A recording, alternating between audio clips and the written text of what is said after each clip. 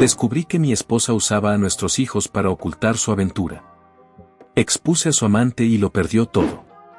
Allá por principios de los años 2000, cuando la vida parecía seguir su curso sin grandes sobresaltos, comencé a notar pequeños detalles, casi imperceptibles, que despertaron en mí una inquietud persistente.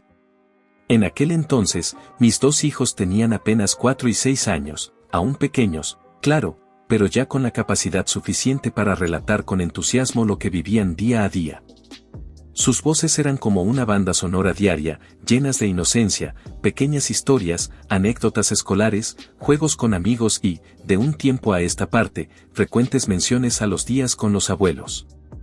En principio, aquello no me pareció fuera de lo común.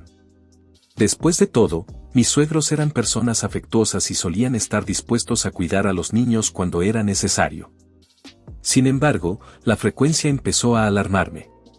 Vivían a más de 1 hora y media en coche, lo cual significaba 3 horas de viaje por cada visita.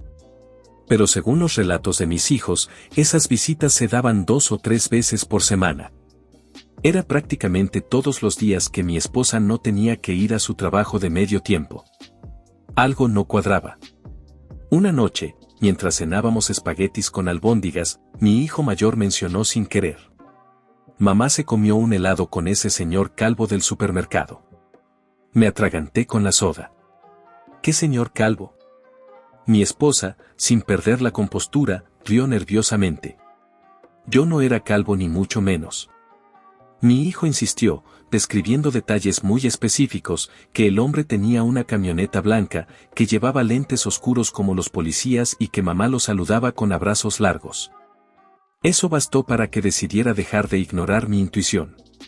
Lo había notado antes, las llegadas más tarde de lo habitual, el maquillaje más recargado para ir al supermercado, el perfume fuerte que antes solo usaba para ocasiones especiales, y sobre todo, esa mirada esquiva cada vez que le preguntaba algo directo. Días después, comencé a revisar el kilometraje del coche. Anotaba en una pequeña libreta el número al salir al trabajo y volvía a chequearlo al volver. En promedio, había un excedente de más de 400 millas a la semana. Hice cálculos y no había forma de justificarlo con visitas normales a los abuelos o mandados del hogar. Algo se cocinaba y yo no iba a quedarme sin saber qué era. La confirmación llegó una mañana cualquiera. Me senté frente a la computadora familiar, como solía hacerlo para pagar cuentas o leer el diario digital. Ahí, junto al teclado, vi una nota adhesiva amarilla con una palabra escrita en marcador azul: Sunset 83. Era su contraseña de AOL. No pude resistirme. Ingresé en su cuenta de correo electrónico con el corazón latiéndome en el pecho como si hubiese cometido un crimen. Y quizás, de algún modo, lo había hecho. Pero lo que encontré fue infinitamente peor. Había múltiples correos entre ella y su mejor amiga de la universidad. No eran solo confidencias, eran confesiones detalladas de una aventura que venía desarrollándose desde hacía meses con un exnovio de liceo. Usaban sobrenombres, se reían de la esposa del hombre, la describían como una vaca sedentaria, una señora aburrida y otras frases hirientes que me revolvieron el estómago. Había menciones de moteles baratos, escapadas de media tarde, almuerzos románticos y hasta un plan para irse de vacaciones como en los viejos tiempos. Imprimí todo. Cada correo, cada imagen adjunta, cada pedazo de evidencia que pudiera servir para armar el rompecabezas. Pero no quería explotar. No aún. Quería estar seguro. Quería tener un caso sólido. No solo por mí, sino por mis hijos. Me contacté con un viejo amigo de la secundaria que ahora trabajaba en la policía. Le conté todo. Me escuchó en silencio y me recomendó a un investigador privado llamado Ron, que había trabajado en múltiples casos de este tipo y era conocido por su discreción. Lo llamé esa misma noche. Ron era un hombre metódico, serio, casi frío. Me pidió que le entregara las copias de los correos, algunas fotografías de mi esposa y la rutina habitual de la familia. En menos de una semana, ya tenía información relevante. Y al cabo de un mes, me entregó un informe de 48 páginas con todo tipo de pruebas, fotografías en restaurantes, entradas a moteles, videos captados desde un vehículo discreto, registros de pagos, horarios, rutas recorridas. Todo. Mi esposa dejaba a los niños con sus padres, tal como había imaginado. Luego, se encontraba con su amante un tal Bob en diferentes puntos de la ciudad. A veces almorzaban, otras iban directamente al motel, y otras tantas simplemente paseaban de la mano en centros comerciales, como una pareja feliz sin nada que esconder. No podía más. No estaba simplemente siendo engañado, estaba viviendo una mentira descarada. Contraté a un abogado especializado en divorcios. Quería hacerlo bien, rápido y limpio. Pero también justo. Le conté mi historia, le mostré las pruebas, y juntos comenzamos a planear cómo proceder. Yo no quería venganza, pero tampoco iba a permitir que mis hijos crecieran creyendo que todo eso era normal. Pedí a Ron que averiguara más sobre Bob. ¿Quién era este tipo que había irrumpido en mi vida?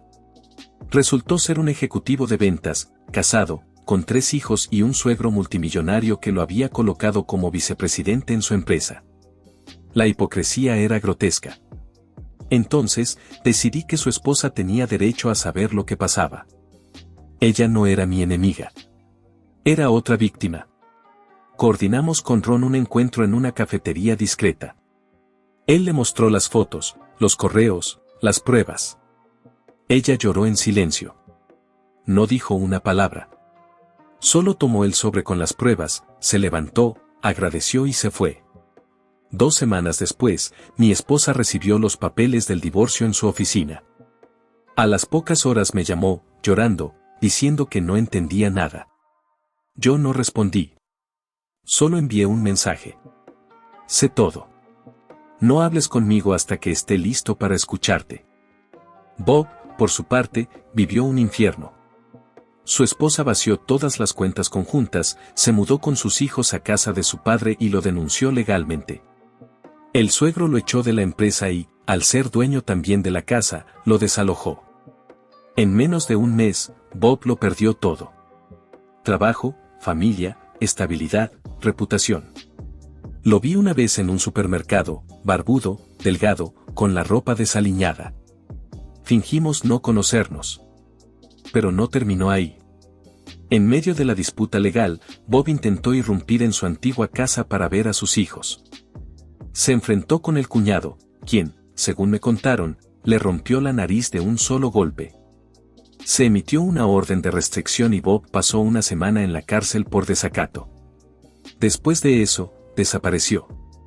Según lo que Ron logró averiguar, se mudó a otro estado y cambió su nombre legalmente. Nadie volvió a saber de él. Su exesposa, en cambio, tomó el mando de la empresa familiar, se volvió una figura respetada en el ámbito empresarial local y sacó adelante a sus hijos con determinación admirable. En cuanto a mí, no fue fácil. Lidiar con el dolor, la humillación, el miedo de ser un padre soltero, las preguntas de mis hijos. Fue una etapa oscura. Pero salí adelante. Me enfoqué en mi trabajo, en mi salud mental, en ser un ejemplo para mis hijos. Nunca hablé mal de su madre delante de ellos. Jamás. No merecían cargar con ese peso. Nuestra comunicación se volvió estrictamente funcional, centrada en ellos. Con el tiempo, el rencor se desvaneció. No porque la perdonara, sino porque aprendí que cargar con odio solo prolonga el daño. Hoy mis hijos son adultos. Me ven con respeto.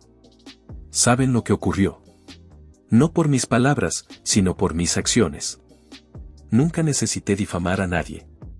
Solo actué con integridad.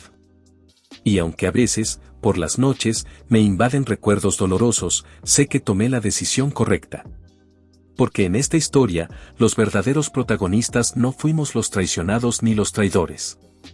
Fueron los niños que merecían crecer sabiendo lo que es la dignidad. Y eso, al final, es lo único que importa. Reddit fuera.